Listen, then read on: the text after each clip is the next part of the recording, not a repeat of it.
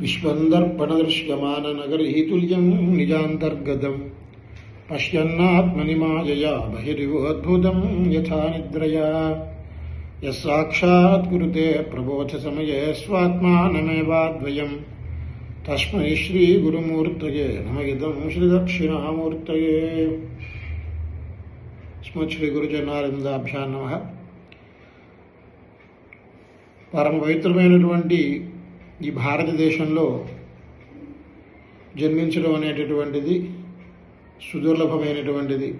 ఇది పుణ్యభూమి, కర్మభూమి, మోక్షభూమి. ఇందులో మనకి ఇంత గొప్పదనం ఈ భూమికి ఎలా వచ్చింది అంటే అనేక మంది మహర్షుల యొక్క తపఃప్రభావం వలన అనేక వేదములు అనేక శాఖలతో కూడుకున్నది చూడబడినది మహర్షుల చేత. యుగాంతే అంతర్హితాన్ వేదాన్ సేతిహాసాన్ మహర్షయ లేభిరే తపసా పూర్వం అనుజ్ఞాత స్వయంభువ అని చెప్పి మనకు వాక్యం కనిపిస్తోంది. యుగాంతముల యందు అంతర్హితములైనటువంటి వేదములను మహర్షులు చాలా శ్రమపడి తపస్సు చేసి వాటిని దర్శించారు. ఆ వేదరాశి అంతా కూడా పూర్వం ఒకటిగా ఉండేది. దాన్ని కలియుగంలో అల్పమేధస్కులు, అల్పవయస్కులు అయినటువంటి మానవులను ఉద్దేశించి వ్యాస మహర్షి వారు వేద విభజన చేశారు. అప్పుడు మనకి 1131 శాఖలుగా వేదం విరాజిల్లుతూ వచ్చింది. ఏకవింశతిథా బాహుర్జం, 21 శాఖలుగా యజుర్వేదము, 101 శాఖలుగా 121 శాఖలుగా ఋగ్వేదము, 101 శాఖలుగా యజుర్వేదము, ఆ తర్వాత సహస్రవర్త్మ సామవేద అని 1000 శాఖలతో సామవేదము, 9 శాఖలతో అథర్వణ వేదము ఇలా విభజన చేశారు. దాంట్లో ఒక్కొక్కరికి ఒక్కొక్క శాఖ అట్లా మనం సంప్రదాయం ప్రకారం మనం చదువుకుంటూ వస్తున్నాము. ప్రస్తుతం మనకి ఆంధ్రదేశంలో ఎక్కువగా ఉన్నది కృష్ణ యజుర్వేదం. మళ్ళీ యజుర్వేదంలో శుక్ల యజుర్వేదం అని, కృష్ణ యజుర్వేదం అని 2 ఉన్నాయి. అందువల్ల కృష్ణ యజుర్వేదం తైత్రీయ శాఖ ఎక్కువగా మన వైపు కనిపిస్తూ ఉన్నది. అనేక శాఖలు చదివే వాళ్ళు లేక లోపించిపోయినాయి. 1131 శాఖలు ఉంటే దాంట్లో మనకి ఈ రోజున మహా ఉంటే 12 శాఖలు ఉన్నాయేమో, అంతకు మించి లేవు. అందువల్లనే మనకి నడిచే దైవంగా ప్రసిద్ధి ఎక్కినటువంటి శ్రీ పరమాచార్య స్వామి వారు ఈ శాఖలనైనా ఉద్ధరించాలి అనేటువంటి ఉద్దేశ్యంతో అనేక రకాలుగా వేద పండితుల్ని ఆదుకోమని ఆస్తిక్య జనానికి చెప్పడం, స్వయంగా వారు అనేక మంది వేద పండితుల్ని పోషించడం, అట్లాగే అనేక వేద స్థాపనానికి కోసం వేద పాఠశాలని పెట్టడం, ఇట్లా అనేకం చేశారు. ఈ రోజున ఇంతమంది వేద పండితులు ఉన్నారు అంటే దానికి కారణం పరమాచార్య స్వామి వారే. అందులో మనం చదివేటటువంటిది 1 శాఖ. ఆ 1 శాఖ చదవడానికే 10 సంవత్సరాల దాకా సుమారు పడుతుంది. దాంట్లో మళ్ళీ క్రమాంతమని, ఘనాంతమని, తర్వాత సలక్షణ ఘనాంతమని, తర్వాత దానికి భాష్యం. ఇంతవరకు 10 సంవత్సరాలు పడుతుంది కనీసం ఘనాంతం వరకు. లక్షణం మళ్ళీ 2 సంవత్సరాలు పడుతుంది. తర్వాత భేద భాష్యాన్ని అధ్యయనం చేయాలంటే మళ్ళీ అది ఒక 7-8 సంవత్సరాలు అది పడుతుంది. ఇట్లా మన యొక్క పాఠ్య ప్రణాళిక ఉన్నది. ఇది కాకుండా మనకి వేదానికి అంగాలని ఉన్నాయి, షడంగములు అంటారు. శిక్షా, వ్యాకరణం, ఛందో, నిరుక్తం, జ్యోతిషం తథా కల్పశ్చేది షడంగాని వేదస్యాహుర్మనీషిణ అని శిక్షాశాస్త్రం, వ్యాకరణ శాస్త్రం, ఛందశాస్త్రం, నిరుక్తం, జ్యోతిషం, కల్పం అంటే శ్రౌతం. ఇట్లా 6 రంగాలు పరమాత్మకి ఈ వేదానికి ఉన్నాయి అని చెప్తారు. వాటిలతో కలిసి అధ్యయనం చెయ్యాలి. కానీ ఇప్పుడున్న పరిస్థితులు, కాలమాన దృష్టి అది కుదరట్లేదు. ఏదో కొంతమంది మాత్రమే ఆ మిగిలిన వాటిని అధ్యయనం చేస్తూ ఉన్నారు. అట్లా కాకుండా విడిగా కొంతమంది వ్యాకరణ శాస్త్రాన్ని వాటిని అధ్యయనం చేస్తున్నారు. అట్లా కొంతమంది వేదం మాత్రం ప్రత్యేకంగా అధ్యయనం చేస్తున్నారు. ఇట్లా అనేక రకాలుగా మనకి విభాగాలు కనిపిస్తున్నాయి. అంటే ఈ వేదంలో చెప్పబడిన దాన్ని ముఖ్యంగా అనుష్ఠానం కూడా చేయాలి. వేదో నిత్యమధీయతాం తదుదితం కర్మస్వనుష్ఠీయతామని వేదాన్ని అధ్యయనం చేయడమే కాకుండా దాని యందు చెప్పబడినటువంటి అనేక కర్మల్ని అనుష్ఠానం చేయాలి. మనకి వేదముల ద్వారా అనేక యజ్ఞములు చెప్పబడ్డాయి. ఈ జన్మలో మనం ఈ రకంగా సుఖాన్ని పొందుతున్నాము అంటే క్రితం జన్మలో అనేక రకాలైనటువంటి పుణ్యకార్యాలను యజ్ఞయాగాది అనుష్ఠానం చేసి ఉంటాము అని మన ఊహకు అర్థమవుతోంది. లేకపోతే ఇంత సుఖం కానీ, ఇంత గొప్ప జన్మ కానీ, ఇంత గొప్ప వంశంలో పుట్టడం కానీ ఇవన్నీ కూడా సిద్ధించేటటువంటి కావు. అందువల్ల ఇవన్నీ ఉన్నాయి అంటే క్రితం జన్మలో మనం ఎంతో పుణ్యం చేసుకున్నాము అని తెలుస్తోంది. అందువల్ల ఈ జన్మలో కూడా మళ్ళీ మనం పుణ్యం చేసుకోకపోతే మరు జన్మ ఎట్లా ఉంటుందో మనం చెప్పలేము.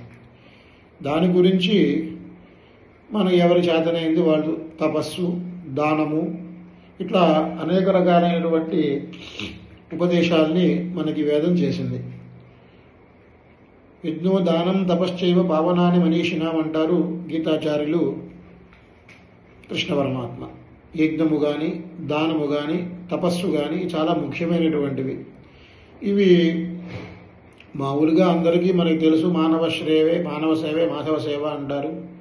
మిగిలిన వారికి ఇచ్చినటువంటి ద్రవ్యం రూపాయికి రూపాయి ఫలితం వస్తే వేద పండితులకి, ఆహితార్థులకి ఇట్లా వారికి ఇచ్చినటువంటి ద్రవ్యానికి రూపాయికి 10 రూపాయల ఫలితం వస్తుంది అని చెప్తారు. అట్లాగే మనకి ఏం చేసినా దేశం, కాలం, పాత్రత అని 3 చూస్తాం మనం. మంచి దేశంలో అంటే మనకి తెలుసు అనేక మోక్షపురులు ఉన్నాయి. అయోధ్య, మధుర, మాయ, కాశీ, కాంచీ, హ్యవంతిక, పురి, ద్వారవతి చేవ సప్తయితా మోక్షదాయికా అని. ఆ మోక్షపురులైనటువంటి వాటిలో కనుక దానం చేస్తే రూపాయికి 100 రూపాయల ఫలితం వస్తుంది అని చెప్తారు. దాని దేశము పవిత్ర చూసుకోవాలి. కాలము అదే కనుక మంచి సమయంలో కనుక మనం దానం చేసినట్లయితే, మంచి సమయం అంటే ఏమిటి? ఏదన్నా పర్వదినములు, దక్షిణాయన సంక్రమణం, అట్లాగే దక్షిణాయన పుణ్యకాలం, ఉత్తరాయణ పుణ్యకాలం, సంక్రమణములు, గ్రహణ సమయము, ఇట్లాంటి సమయంలో కనుక దానం చేసినట్లయితే అది 1కి 1000 రెట్లు ఫలితాన్ని ఇస్తుంది. సర్వం గంగాసమంతోయం సర్వే వ్యాస సమాద్విజాః అని చెప్పి మనకు ఒక శ్లోకం కనిపిస్తోంది. అందువల్ల ఆ సమయంలో కనుక మనం దానం చేసినట్లయితే ఆ సమయంలో కాస్త చదువుకున్న పండితులు కూడా వ్యాసుడితో సాక్షాత్తుగా సమానమని, కాస్త మామూలు మన పంపులో వచ్చే నీరు కూడా అక్కడ పరమ పవిత్రమైనటువంటి గంగానదితో సమానమని, సర్వం స్వర్ణమయం దానం రాహుగ్రస్తే దివాకరే అని చెప్తారు. అందువల్ల మనం 1 రూపాయి ఇచ్చినా కూడా స్వర్ణదానం కింద అది లెక్కలోకి వస్తుంది అని చెప్పి కూడా మనకి తెలుస్తుంది ఆ శ్లోకం ద్వారా. దేశం, కాలం, భద్రత అన్నీ కూడా చాలా విశేషం. అట్లాగే మనకి వేదం చదువుకున్న వారు కొంతమంది అయితే ఆ వేదాన్ని సంరక్షిస్తూ ఆ వేదములో చెప్పబడినటువంటి యజ్ఞముల్ని ఆచరిస్తూ ఉన్నటువంటి వారు ఇంకొంతమంది. యజ్ఞములంటే మనకి జ్యోతిష్ఠోమము, అగ్నిష్టోమం, అత్యగ్నిష్టోమము, ఉక్తి, షోడశి, అతిరాత్రం, అప్తోర్యామం, వాజపేయం, బృహస్పతి శవం, సౌత్రామణి, ఇట్లా పౌండరీకం, అశ్వమేధము, అనేక రకాలైనటువంటి యాగాలన్నీ కూడా చెప్పబడ్డాయి. అందువల్ల వేదం చదువుకున్న వారిని అర్చించాలి. అట్లాగే ఆ శ్రోతయాగాన్ని అనుష్ఠించినటువంటి మహాత్ములు మనకి సుమారు 120 కోట్ల మంది జనాభా ఉంటే కేవలం 120 మంది మాత్రమే ఆహితాగ్నులు లభ్యమవుతున్నారు భారతదేశంలో. ఇక్కడ లభ్యమవుతున్నారు ఇంతే సంఖ్య అంటే ఇంకెక్కడా ఇంతకంటే లభ్యమయ్యే అవకాశం లేదు. అందువలన వారిని కూడా మనం పూజించుకోవాల్సినటువంటి అవసరం ఉన్నది. ఎందుకనంటే యజ్ఞములలో వేదములలో ఏమేమి చెప్పారో అవన్నీ యజ్ఞం ద్వారా మనం సాధించుకోవాలి. ఆ యజ్ఞాలు, కర్మయజ్ఞాలు, జ్ఞానయజ్ఞాలు 2 రకాలు. అంటే కర్మయజ్ఞాలు వాళ్ళు చేస్తున్నారు. అసలు వేదం అంతా కూడా మనకి 3 రకాలుగా కనిపిస్తూ ఉంటుంది. ఒకటి కర్మకాండ, రెండవది జ్ఞానకాండ, మూడవది ఉపాసనాకాండ అని. ఉపనిషత్తులంతా కూడా జ్ఞానకాండ అట్లా. కాబట్టి 3 రకాల త్రిగుణాత్మకమైనటువంటి వేదాన్ని, కాండత్రయాత్మకమైనటువంటి వేదాన్ని ఉపాసించడం ప్రతివారు చేయవలసినటువంటి పని. అది కుదరనప్పుడు కనీసం ఇట్లాంటి పర్వాల్లోనైనా, గురు పూర్ణిమ ఇట్లాంటి పర్వాల్లోనైనా కొంతమందిని మనకి యొక్క శక్తిని అనుసరించి వాళ్ళ వరకు వాళ్ళని గౌరవించడం అనేటటువంటి చాలా ముఖ్యమైనటువంటిది. మనం ప్రత్యేకం సభ పెట్టి గౌరవించడం ఒక పద్ధతి. అది చేయలేనప్పుడు వారికే ఒక తృణమో బలమో వారింటికి పంపించడం అనేటువంటిది ఇంకా విశేషమైనటువంటిది. సో కలియుగంలో మనం ఇట్లా చేస్తున్నాం కానీ సభల్ని పెట్టి కృతజ్ఞ ధర్మం ఏమిటి అంటే వారున్న చోటికే మనం వెళ్ళి ఇచ్చి రావడం. అది కించిత్ ఇచ్చినా కూడా అది ఎక్కువ ఫలితాన్ని అభిగమ్య కృతే దానం అని చెప్తారు. కాబట్టి అది ఎక్కువ ఫలితాన్ని ఇస్తుంది అని చెప్తారు. అట్లాగే ఈ వేద పండితుల్లో యావదేర్వై దేవతాస్తా సర్వ వేద విధి బ్రాహ్మణే వసంతి అని మనకి శృతి చెప్తోంది. ఒక వేద పండితుల్లో సమస్త దేవతలు కూడా నివాసం ఉంటారు అని చెప్పి మనకు తెలుస్తోంది. అందువల్ల ఒక్క వేద పండితుల్ని కనుక మనం దూషించినట్లయితే సమస్త దేవతల్ని, ఆదిత్యుణ్ణి, అగ్నిని, వాయువుని, అంటే ముఖ్యమైనటువంటి దేవతలు వీళ్ళందరినీ కూడా దూషించినటువంటి పాపం మనకి వస్తుంది. కాబట్టి వాళ్ళందరినీ కూడా ఎల్లప్పుడూ పూజిస్తూ ఉండాలి అని చెప్పి మనకి శృతి స్వాధ్యాయ బ్రాహ్మణం అనేటటువంటి ఒకనొక ప్రశ్నలో, ఆరణ్యకంలో ఒక ప్రశ్నలో ఈ విశేషాలన్నీ కూడా మనకి చెప్పబడుతూ ఉన్నాయి. కావున అంతేకాకుండా ఆహితాగ్ని మనకి తెలుసు, పంచభూతాలు ఉన్నాయి. ఆ పంచభూతాలతో పాటు సూర్యుడు, చంద్రుడు, ఆహితాగ్ని, ఈ ఎనిమిది కూడా లోకాన్ని సంరక్షిస్తూ ఉంటాయి.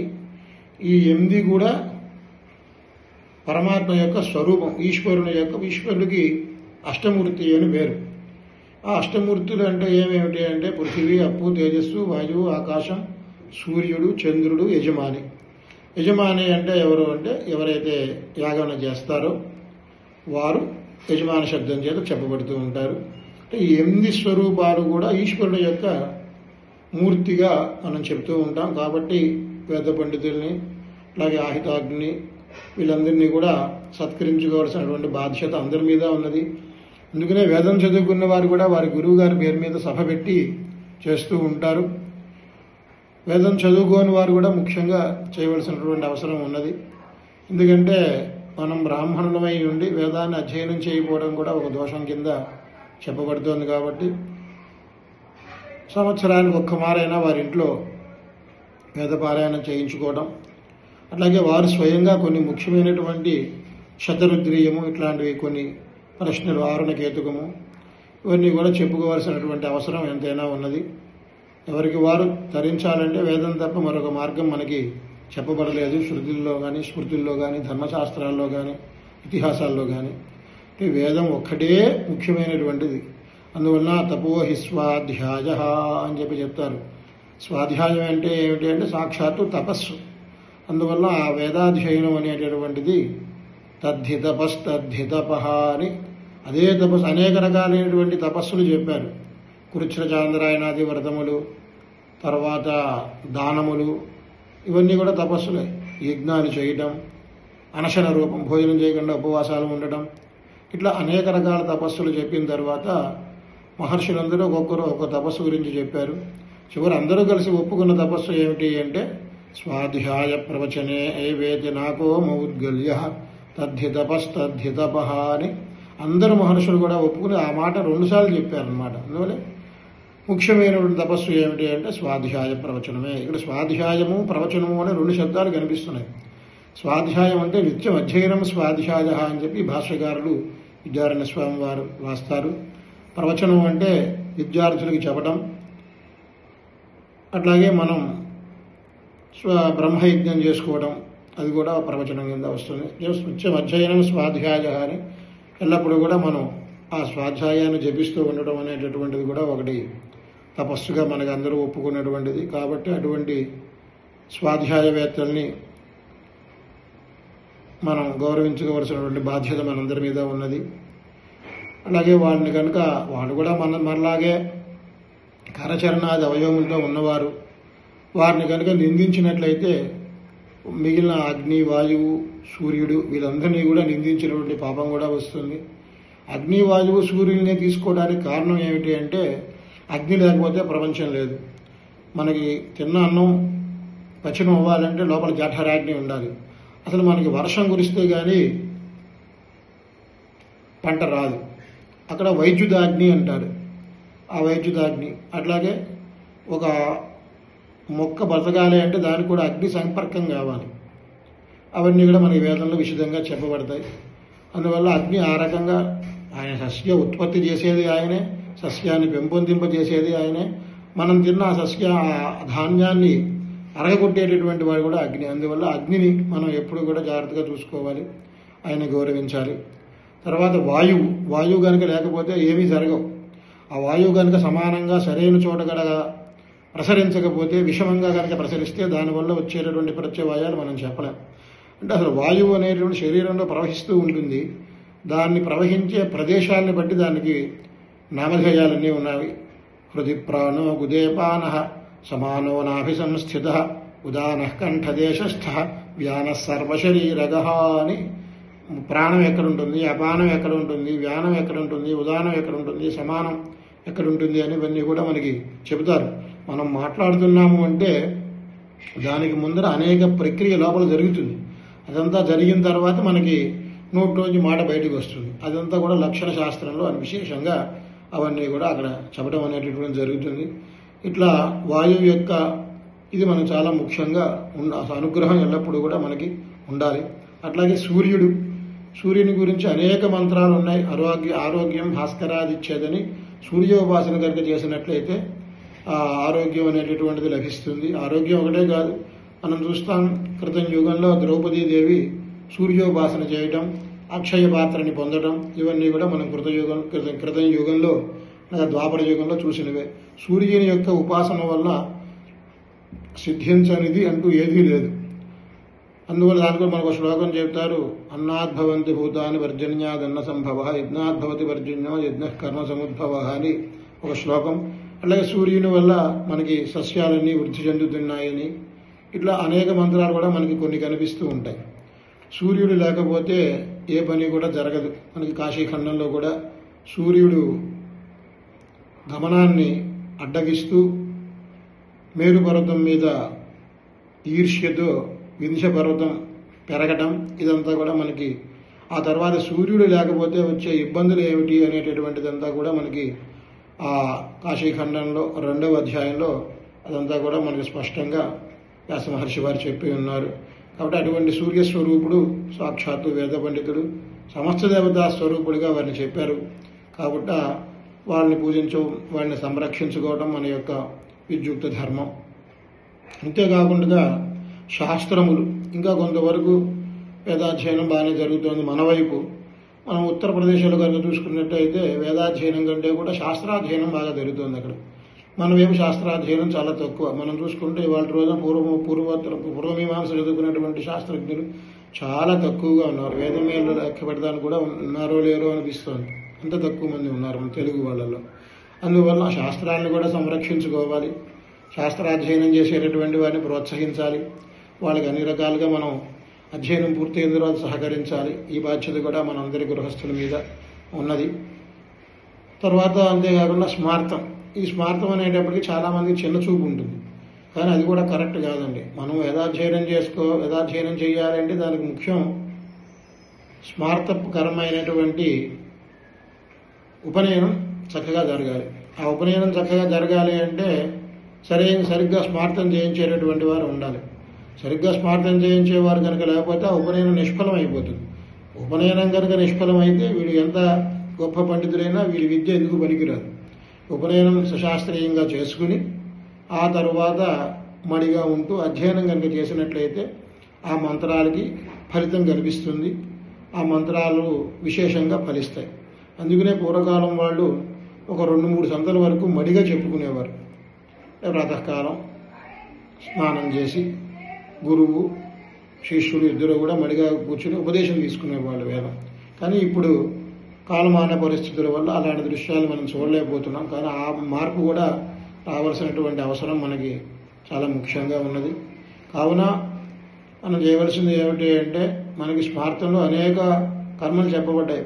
సేవంతం, నయనం, పుంసవనం, గర్భాధానం, చౌలము, ఉపనయనము, ఇట్లా స్నాతకం, వ్రతాలు, వివాహం, అనేక కర్మలు దాంట్లో చెప్పబడ్డాయి. అందువలన ఆ స్మార్థాన్ని కూడా చక్కగా అధ్యయనం చేసినటువంటి వారిని కూడా మనం గౌరవించుకోవాలి, వాళ్ళని కూడా గురువుగా భావించాలి. వేదం చదువుకున్న వారిని గురువుగా భావించాలి, శాస్త్రం చదువుకున్న వారిని గురువుగా భావించాలి. వీళ్ళందరినీ ఇలా భావిస్తూ ప్రతి సంవత్సరం ఒక్కసారైనా వారిని మనం అందరం కూడా పూజించుకున్నట్లయితే సంవత్సరాల అనుగ్రహం కూడా మనకి కలుగుతుంది అని చెప్పి తెలియపరచుకుంటూ గురువులైనటువంటి అందరికీ కూడా నమస్కారాన్ని తెలియపరుస్తూ స్వస్తి.